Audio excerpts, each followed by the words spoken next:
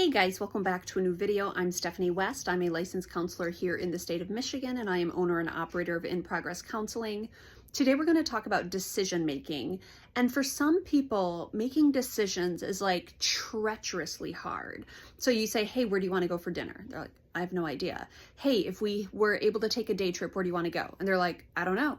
Or, hey, what should we wear tonight to our outing? And they're like, or maybe that one's a little bit easier. But what happens in decision making is we come to a point where there's going to be a cost, because once I decide on one thing, I'm eliminating a whole host of other options. And for some people, that feels really, really intimidating or really scary. So today what we're going to develop is that idea of living in the consequences of our decision making being a key piece of maturity. Once I decide something, by its very nature, it's eliminated other decisions. And maturity says I have to learn to be okay with that. Maybe I have to grieve missed options. That's possible. Perhaps I just have to really focus on the benefit of the decision I've made, and I really want to cultivate gratitude and really savor the decisions I've made. Perhaps I can at least lament or vent about something and kind of move the emotion through me.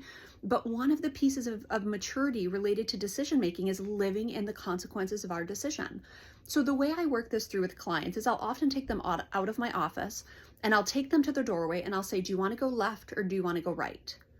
And they're looking at me like, please make the decision for me. And I'm like, no, we have to live in the consequences of what you make, and I'm going to have to live in those same consequences. So please pick the right choice, right?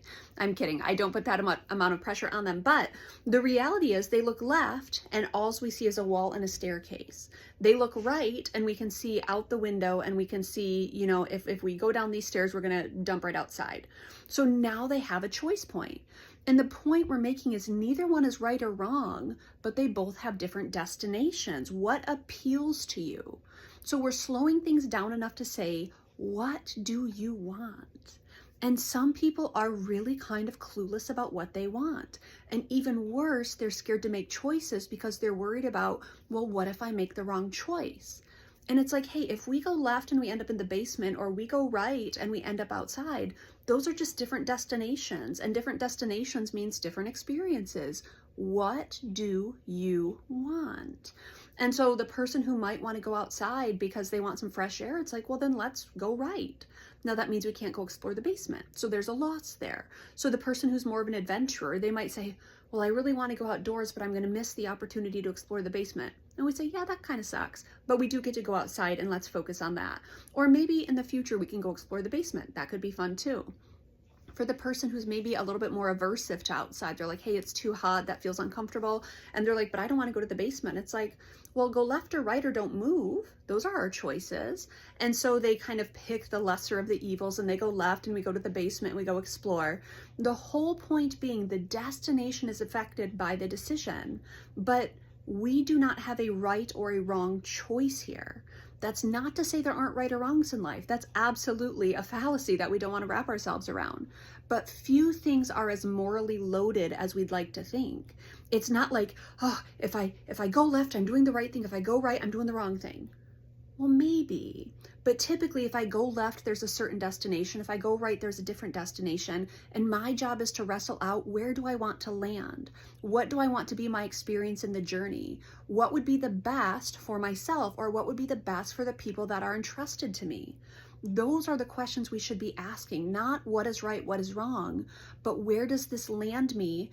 And what do I have to give up to go left? Well, I might have to lament that I have to miss out on these things over here on the right. Or if I go right, there's an opportunity cost and the left is not going to be available to me. Those are okay, and maturity says we can wrestle out our dis-ease and our discomfort and our frustration. But maturity does not turn everything into a dichotomous right or wrong. It's like, if I go left, I'll be in those consequences. If I go right, I'll be in those consequences. And once I choose a direction, the other one is not going to be a choice right now. And maturity says I can learn to be okay with that. That is what decision making is. And that is what kind of discernment is, slowing it down enough to say, what are my preferences? Where do I want to land? Who else is going to be affected by these decisions? What is for the best outcome here? It's not about left or right, right or wrong.